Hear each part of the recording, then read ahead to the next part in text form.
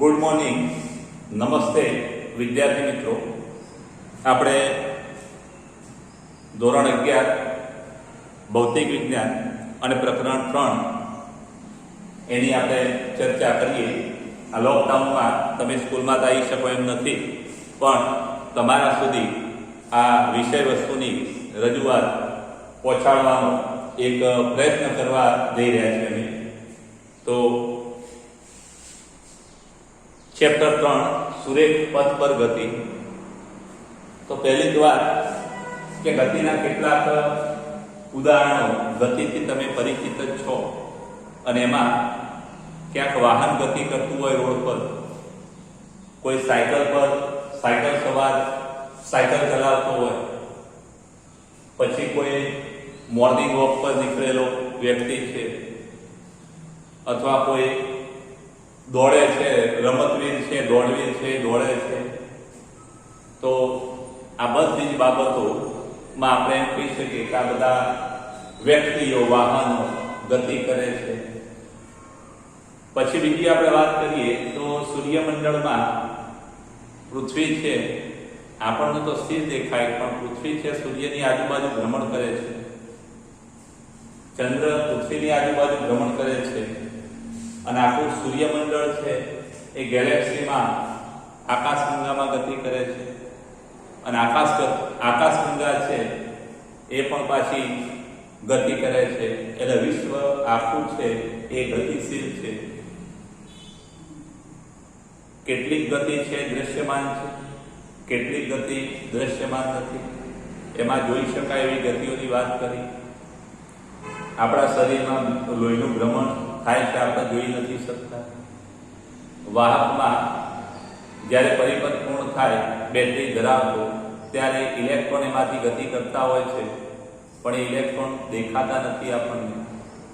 આપણે શ્વાસ લઈએ ત્યારે ઓક્સિજન છે એ આપણા શરીરમાં દાખલ થાય છે, કાર્બન ડાયોક્સાઇડ બહાર નીકળે છે, એ પણ ગતિ છે. પણ આ બધી ગતિ છે જેમાં ઓક્સિજન છે, કાર્બન ડાયોક્સાઇડ મતલબ કે વાયુઓ છે, વાહકમાં ઇલેક્ટ્રોન છે, આ બધા જોઈ શકતા નથી. એટલે આ અદૃશ્ય ગતિ છે. ગતિમાં આપણે વાત કરીએ તો એક રેખીય ગતિ, અને રેખીય ગતિમાં આ એક પ્રકાર છે સુરેખ પથ પર ગતિ. પછી બીજી છે રેખીય ગતિ ઉપરાંત દોલન ગતિ. હિંચકા પર બેઠા હોય અને હિંચકા પર ઝૂલતા હોય તો એવી ગતિને આપણે દોલન ગતિ કહીએ છીએ. પછી આપણે પંખો ચાલુ કરીએ તે પંખાની ગતિ, સૂર્યની આજુબાજુ બધા ગ્રહોની ગતિ, પૃથ્વીની આજુબાજુ ઉપગ્રહની ગતિ. તો આ ગતિ એવી છે વર્તુળમય ગતિ. અને આવી કોઈ ભમરડો તમે આમ ફેરવો અને ભમરડાની ગતિ. આ જે ગતિઓ છે એ ગતિઓ માટે શબ્દ વપરાય છે ચાર ગતિ. તો આવી ચાર ગતિની પણ ફિઝિક્સમાં આપણે વાત કરવાની છે. એટલે દોલન ગતિ, ચાર ગતિ અને રેખીય ગતિ. અને એ રેખીય ગતિમાં આપણે જે વાત કરવાની છે એ સુરેખ પથ પર ગતિ. તો પહેલી જ વાત એ કે આ ગતિ કોને કહેવાય? ગતિ એટલે શું? પદાર્થ ગતિ કરે છે ત્યારે કહેવાય તો જો પદાર્થ સમય સાથે પોતાનું સ્થાન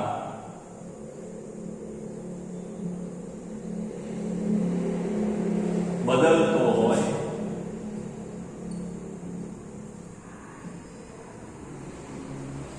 તો તે પદાર્થ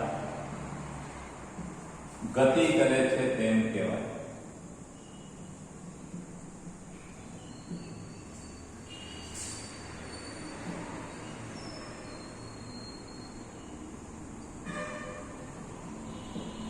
એટલે ગતિની વ્યાખ્યા ખાસ યાદ રાખજો.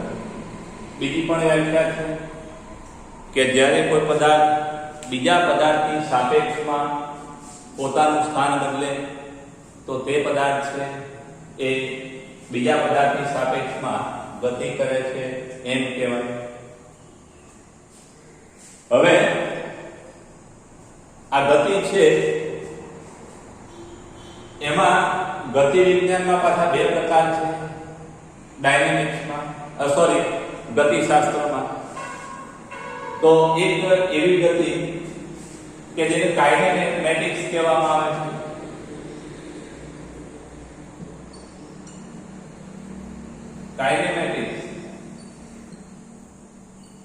કાઇનેમેટિક્સ એટલે શુદ્ધ ગતિ વિજ્ઞાન.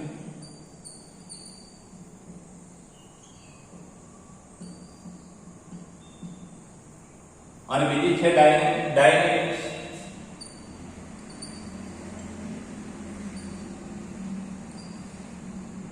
ખાલી ગતિ વિજ્ઞાન. તો આમાં બે પ્રકાર છે, ખાસ યાદ રાખજો. કાઇનેમેટિક્સ શુદ્ધ ગતિ વિજ્ઞાન અને ડાયનેમિક્સ ગતિ વિજ્ઞાન. હવે આ કાઇનેમેટિક્સ કોને કહેવાય? તો જે ગતિમાં ગતિ માટે જવાબદાર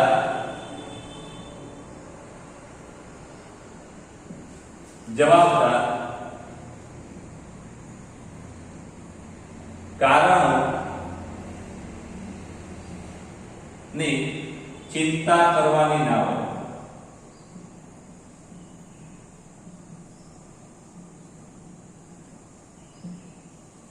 એટલે કે જે ગતિ વિજ્ઞાનમાં ગતિ માટે જવાબદાર કારણોની ચિંતા કરવાની ના હોય તેવી ગતિને અથવા તેવા ગતિ વિજ્ઞાનને શુદ્ધ ગતિ વિજ્ઞાન કહેવામાં આવે છે.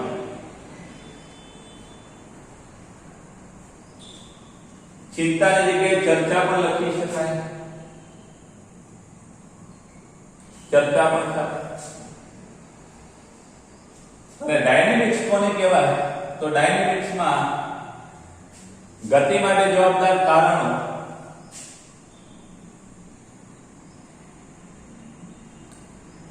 ગતિ માટે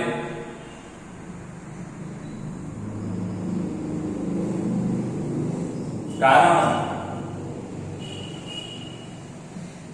અને ગતિ કરતા પદાર્થના ગુણધર્મો સહિત અથવા સાથે ચર્ચા કરવાની.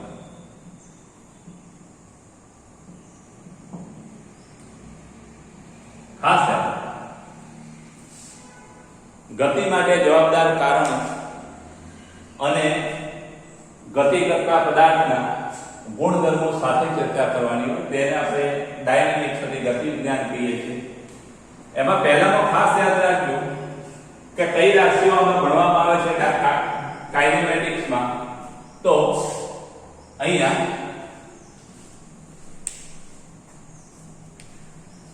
રાશિઓ ખાસ યાદ રાખજો કે સ્થાનાંતર, વેગ, ઝડપ, પ્રવેગ અને સમય. ખાસ આવી રાશિઓ આપણે ભણવાની હોય છે. સ્થાનાંતર, વેગ, ઝડપ, પ્રવેગ, સમય, જેમાં ગતિ કેમ થાય છે એનું કારણ ક્યાંય દેખાતું નથી. અને આમાં આ બધી તો ખરી જ. આ સ્થાનાંતર, વેગ, ઝડપ, અંતર પણ આમાં આવે, પછી પ્રવેગ, સમય, બળ, કાર્ય. તો મિત્રો આમાં ખાસ યાદ રાખજો કે આમાં કારણો ક્યાં આવ્યા? તો આ જે બળ છે એ બળ એ ગતિ માટે જવાબદાર કારણ છે.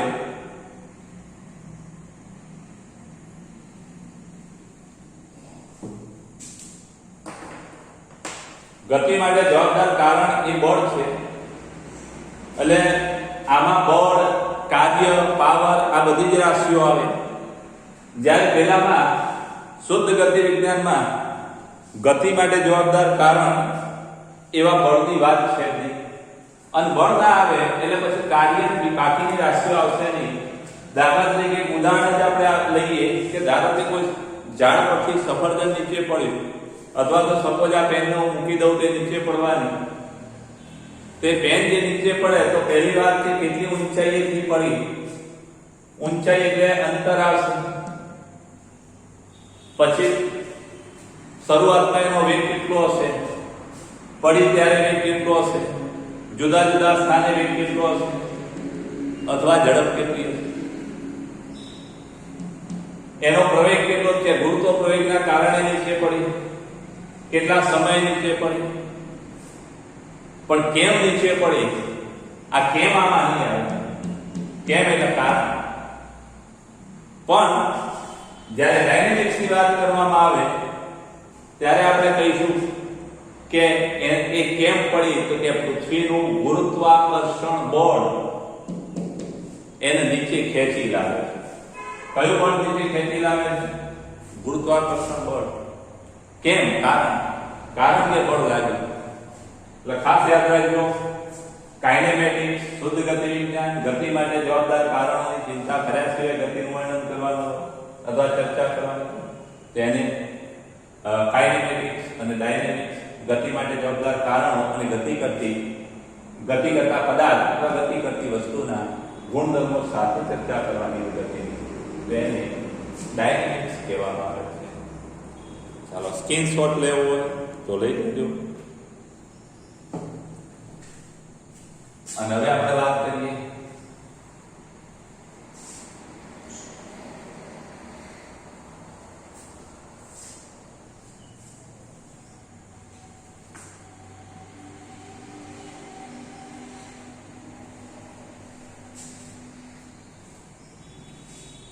એક સરસ બીજી વાત કરીએ, સ્થાન પદ લંબાઈને સ્થાનાંતર. ખાસ યાદ રાખજો, સ્થાન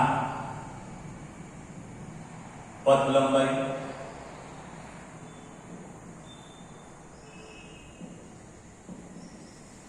અને સ્થાનાંતર.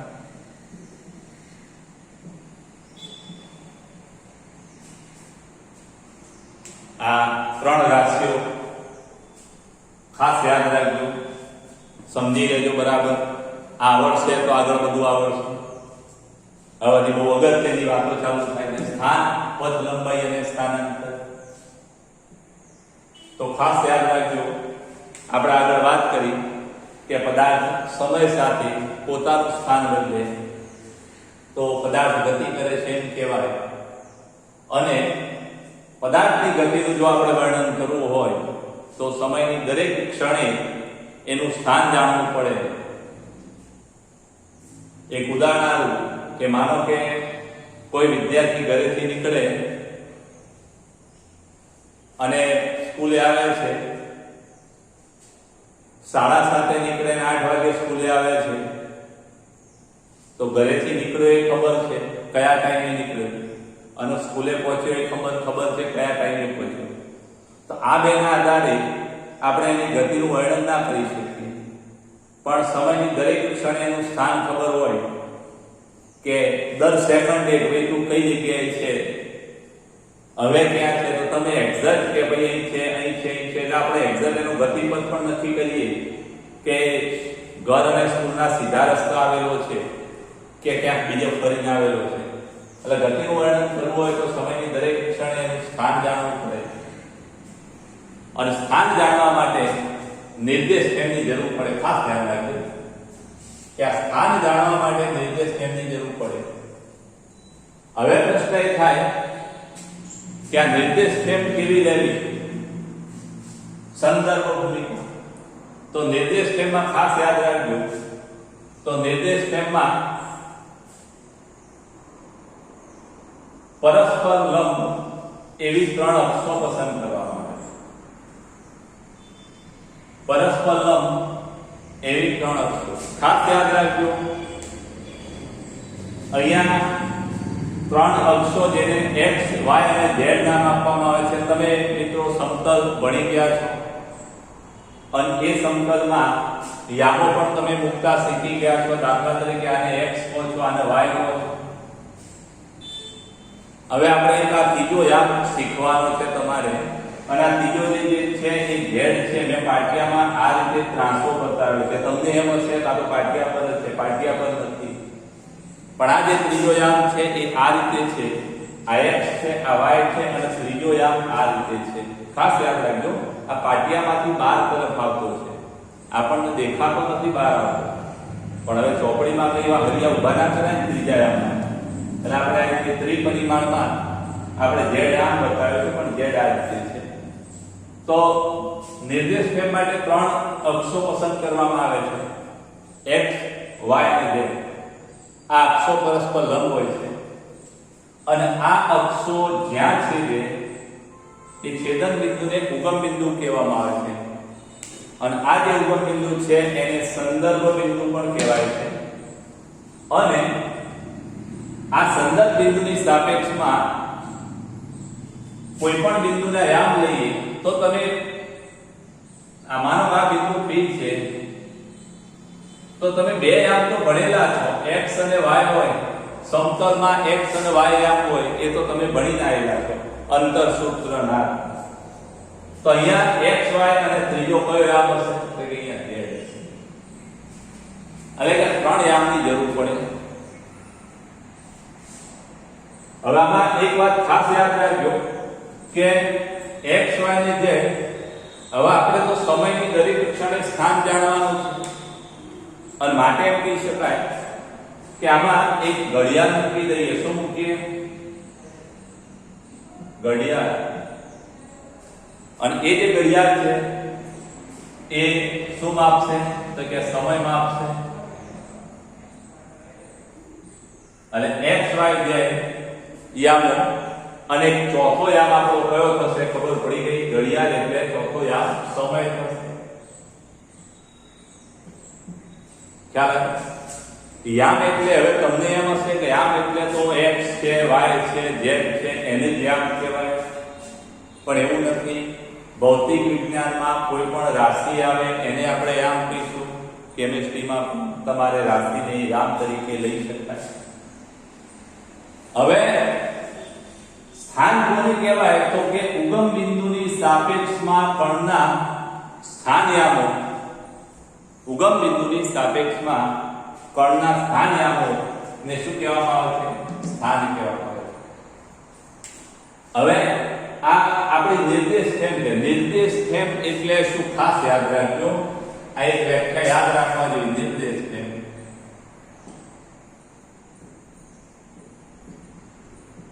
નિર્દેશ ફેમ તો અવલોકનકાર જે સ્થાનેથી, જે પરિસ્થિતિમાંથી, અથવા જે સ્થાને અને જે પરિસ્થિતિમાંથી અવલોકન કરે એ સ્થાન અને પરિસ્થિતિને શું કહેવામાં આવે છે? નિર્દેશ ફેમ. દાખલા તરીકે એક ઉદાહરણ રજૂ કરું કે તમે તમારા મિત્રને બસ સ્ટેન્ડ પર બસમાં છોડવા આવેલા છો, અને તમે એ બસ ઉપડે એટલે તમે બહાર રસ્તા પર ઊભા એને ટાટા કરતા હો, તો તમારા માટે તમે અવલોકનકાર છો, અવલોકન કરવા વાળા અવલોકનકાર તમે છો. એટલે તમારા માટે જમીન એ તમારી નિર્દેશ ફેમ કહેવાય. પણ જે બસમાં બેઠેલો તમારો મિત્ર છે એ પણ તમારું અવલોકન કરશે.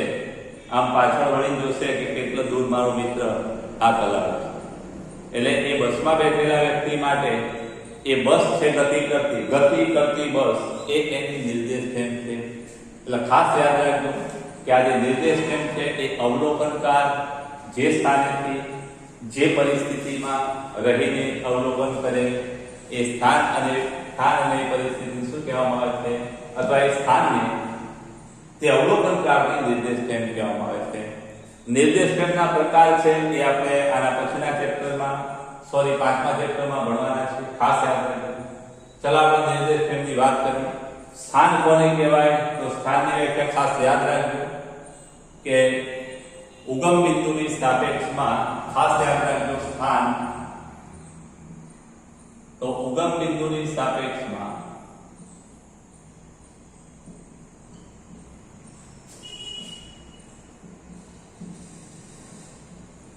કણના સ્થાનયામો શું કહેવામાં આવે છે? તે કણનું સ્થાન કરે છે.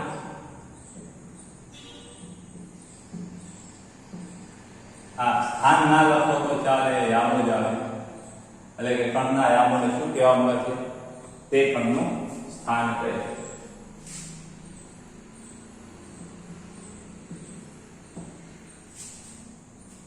આપણે જે વાત કરવાની છે એ સુરેખ પથ પર ગતિ, અને સુરેખ પથ પર ગતિમાં આપણે આ 3 યામની જરૂર પડવાની નથી, આપણે કોઈ એક જ યામની જરૂર પડવાની છે.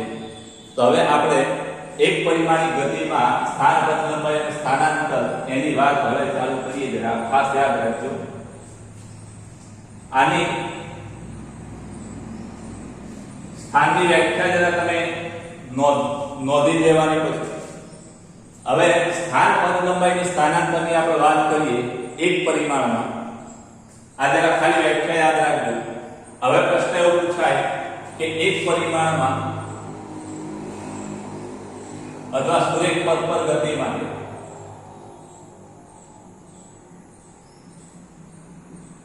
એક પરિમાણમાં એટલે સુરેખ પથ પર ગતિ માટે સ્થાન, પથ લંબાઈ અને સ્થાનાંતર સમજાવો. તો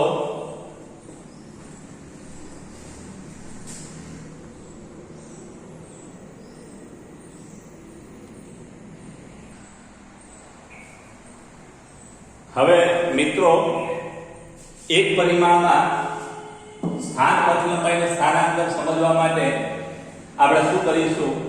તો કે એક પરિમાણમાં એટલે કે સુરેખ પથ પર ગતિ માટે આપણે કોઈ એક યામને પકડી લઈશું.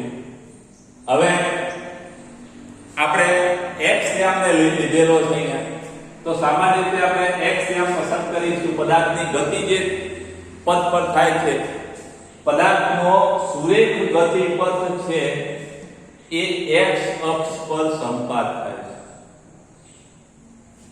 અને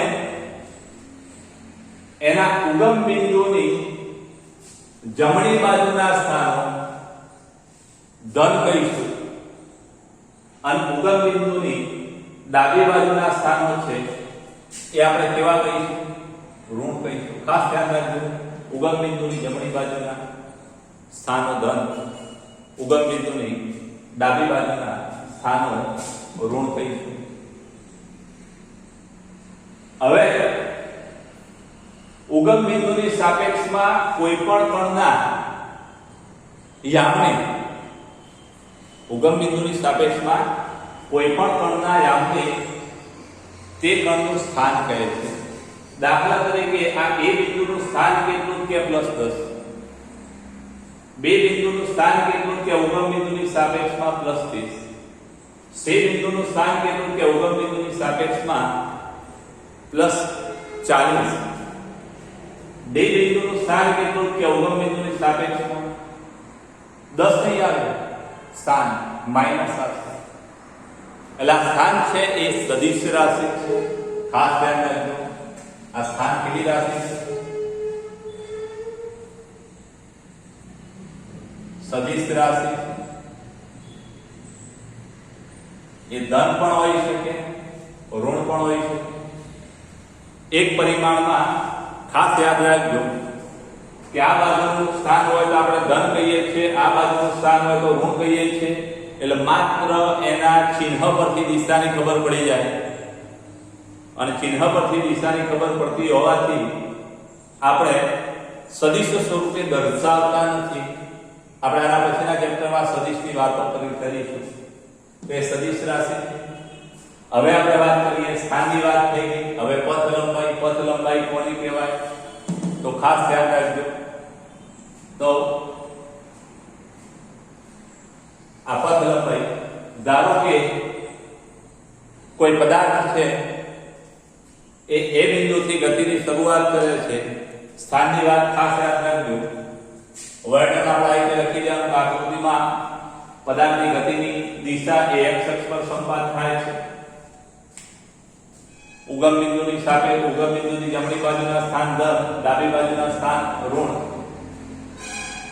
અને સ્થાનની વ્યાખ્યા ખાસ યાદ રાખજો. સ્થાન એટલે શું? તો કે ઉગમ બિંદુની સાપેક્ષમાં પણના સ્થાનને સ્થાન યામને અથવા યામને શું કહેવામાં આવે? એનું સ્થાન કહેવાય. હવે પથ લંબાઈ તો આપણે ધારી લઈએ, ધારો કે કોણ t બરાબર 0, t0 બરાબર 0 સમયે a પર t બરાબર t1 સમયે અહીંયા જરા b અહીં મૂકીએ અને આને c કરીએ. t બરાબર t1 સમયે b પર અને t બરાબર t2 સમય c પર અને t બરાબર t3 સમય d પર. જો ચોપડી કરતા થોડી મેં વધારાની વાત કરી છે, ચોપડી કરતા જુદી કરેલી છે. હવે એક વાત સમજી લેજો કે t1 - 0 આ સમયગાળામાં t1 - 0 સમયગાળામાં આ જે કણ છે એ કેટલું સ્થાનાંતર કરે કે એને કાપેલું અંતર કેટલું, પથ લંબાઈ કેટલી. તો પહેલા પથ લંબાઈની વાત કે પથ લંબાઈ કોને કહેવાય? વ્યાખ્યા લખી દેજો. પદાર્થે કાપેલા કુલ અંતરને આપેલા સમયગાળામાં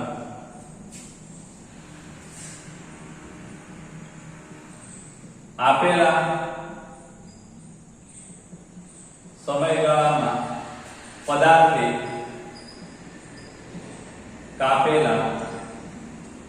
કાપેલા કુલ અંતરને પથ લંબાઈ કહે છે.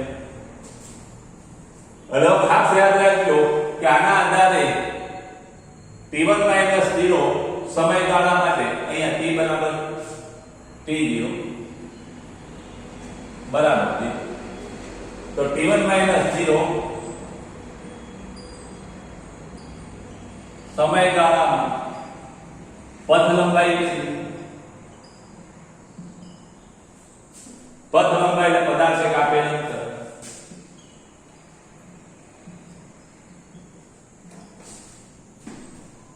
તો t0 સમય a પર છે, t1 સમય b પર છે, એટલે a થી b પર આવ્યો, a થી b પર આવ્યો એટલે અહીંયા 10 થી 40 એટલે 40 - 10 30 મીટર એને અંતર કાપ્યું અથવા પથ લંબાઈ એમ કીધું હોય ત્યારે t1 - t0 પણ કહેવાય. હવે t2 - t0 સમયગાળા માટે પથ લંબાઈ કેટલી? તો ધ્યાન રાખજો a થી b પર ગયો, b થી આ ધ્યાન રાખજો t1 સમય a પર છે, t0 સમય a પર છે, t1 સમય b પર અને t2 સમય c પર આવ્યો. એટલે a થી b પર ગયો, b થી c પર આવ્યો. એટલે a થી b પર કેટલું અંતર કાપ્યું? તો કે 40 - 10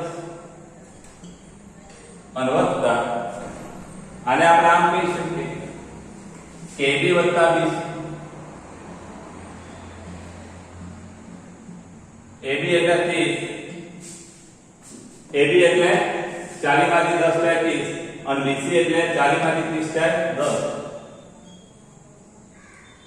એટલે કેટલું થશે? 40 મીટર.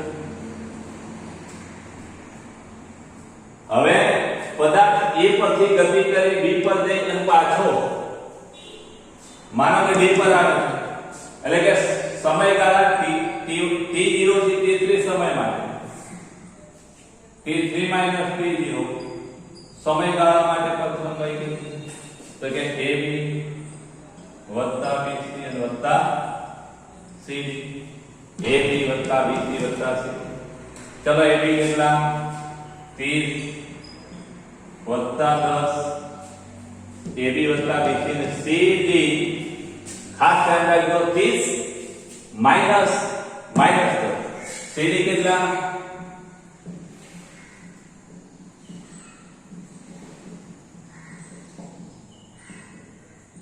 40 મીટર એટલે એ કેટલું થશે વત્તા 40 એટલે 30 નો 10 40 40 એટલે બધા જ કિસ્સાઓમાં આપણને પથ લંબાઈ કેવી મળી મિત્રો ધન મળી અને પથ લંબાઈ ધન મળી માટે એ કેવી રાશિ છે તો કે અદિશ રાશિ છે પથ લંબાઈ એ વ્યાખ્યા ખાસ યાદ રાખજો વ્યાખ્યા આવડવી જોઈએ અને કેવી રાશિ છે તો ખાસ યાદ રાખજો અદિશ રાશિ છે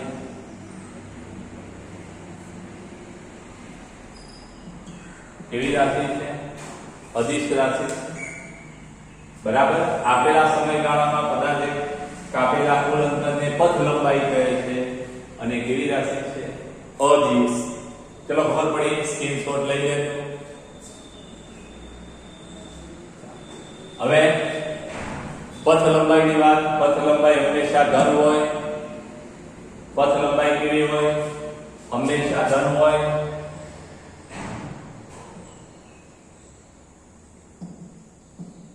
બીજી વાત આટલી બાબતો યાદ રાખજો હવે વાત આવે છે સ્થાનાંતર છેલ્લી વાતમાં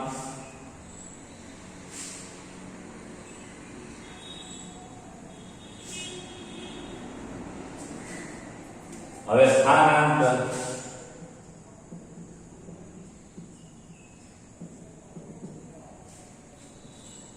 આપેલા સમયગાળામાં પદાર્થના સ્થાનમાં થતા ફેરફારને શું કહેવાય સ્થાનાંતર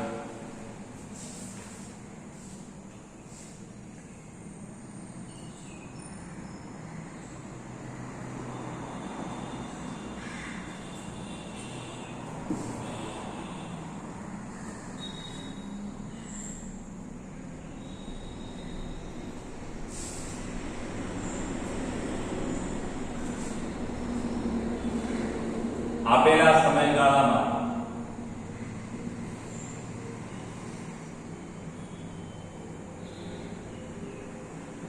પદાર્થના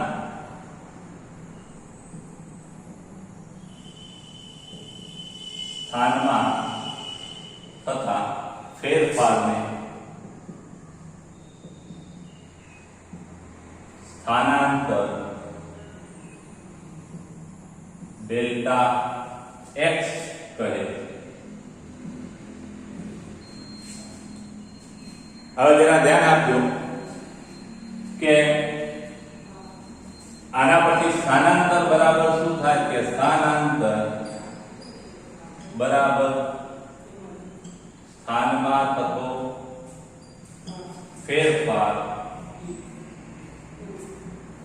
એના બરાબર ડેલ્ટા x2 માઈનસ x1 આની જગ્યાએ આપણે આવું પણ લખતા હોઈએ છીએ કે x કૌંસમાં t2 માઈનસ x કૌંસમાં t1 t2 સમયનું સ્થાન માઈનસ t1 સમયનું સ્થાન હવે આમાં ખાસ યાદ રાખજો સ્થાનાંતર ડેલ્ટા x વ્યાખ્યા ખાસ યાદ રાખજો કેવી રાશિ એની પછી વાત કરીએ હવે ધારો કે આપણે t1 થી t0 સમયગાળામાં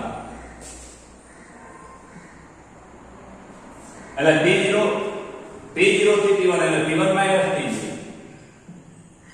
સમયગાળા સ્થાનાંતર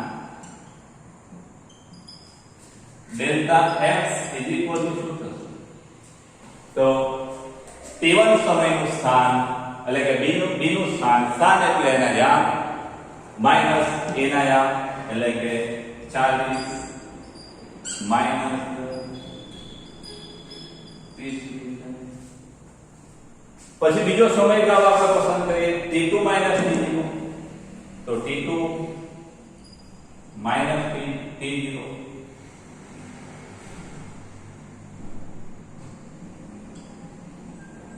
સમયગાળામાં સ્થાનાંતર ડેલ્ટા x કેટલું થાય? તો ખાસ ધ્યાન રાખજો, અહીંયા સ્થાનાંતર એ અંતિમ સ્થાન માઈનસ પ્રારંભિક. ખાસ ધ્યાન રાખજો, અંતિમ સ્થાન માઈનસ પ્રારંભિક સ્થાન.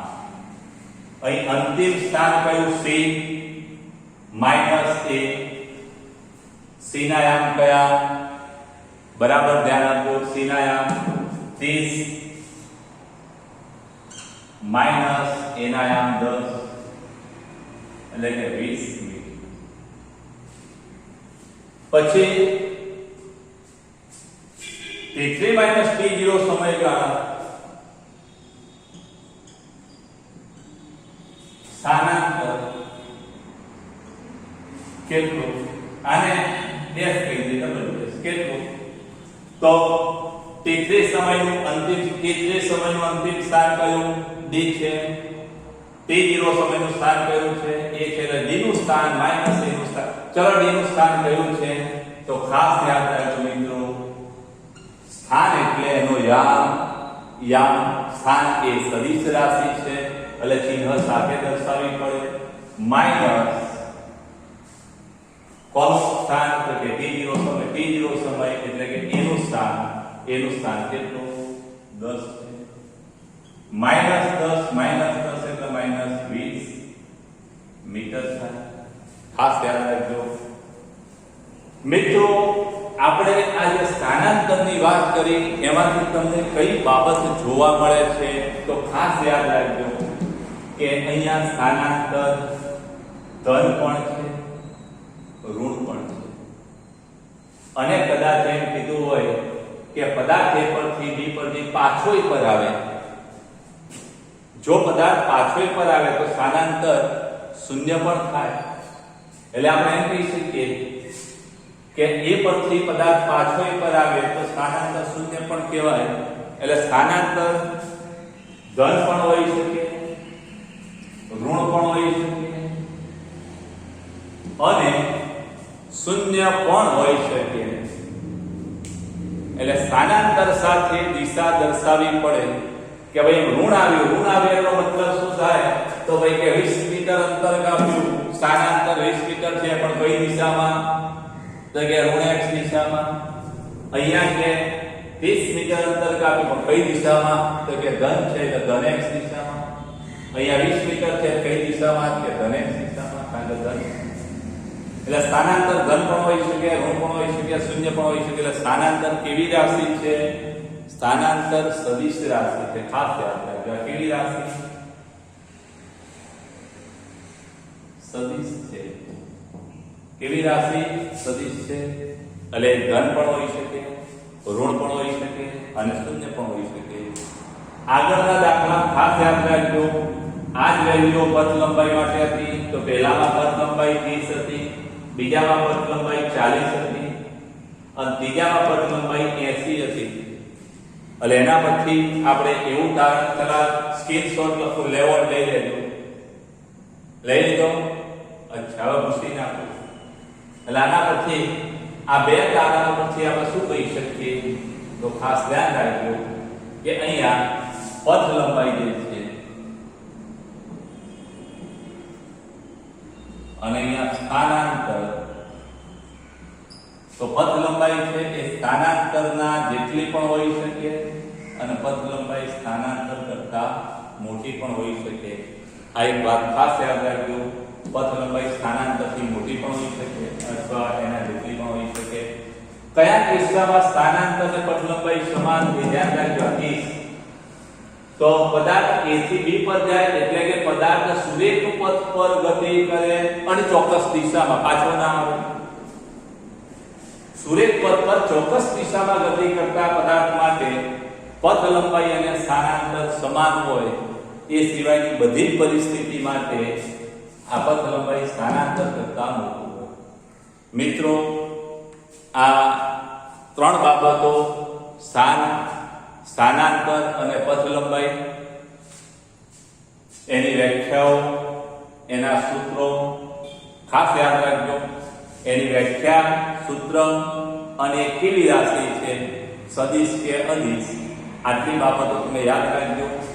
આમાં સ્થાન એ પણ મીટરમાં મપાય, સ્થાનાંતર પણ મીટરમાં મપાય અને પથ લંબાઈ પણ મીટરમાં મપાય. એટલે બધી અત્યારે જે કઈ રાશિઓ પડ્યા ત્રણે ત્રણ એના એકમ શું થાય? આ ત્રણેય માટે એકમ કોમન મીટર.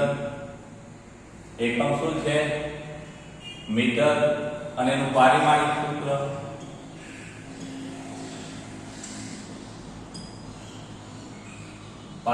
સૂત્ર શું થાય કે લંબાઈની એક ઘાત કારણ કે લેન્થ જ હોય એમાં. ચલો મિત્રો, આજનું લેક્ચર તમે બહુ વ્યવસ્થિત જોજો અને YouTube પર તમે મને સબસ્ક્રાઇબ કરી દેજો અને લાઈક કરજો, જેથી કંઈ શું છે કે બીજા વિડીયો લેક્ચર જેવા બને એવા તમારા મોબાઈલમાં તમને મળી જાય.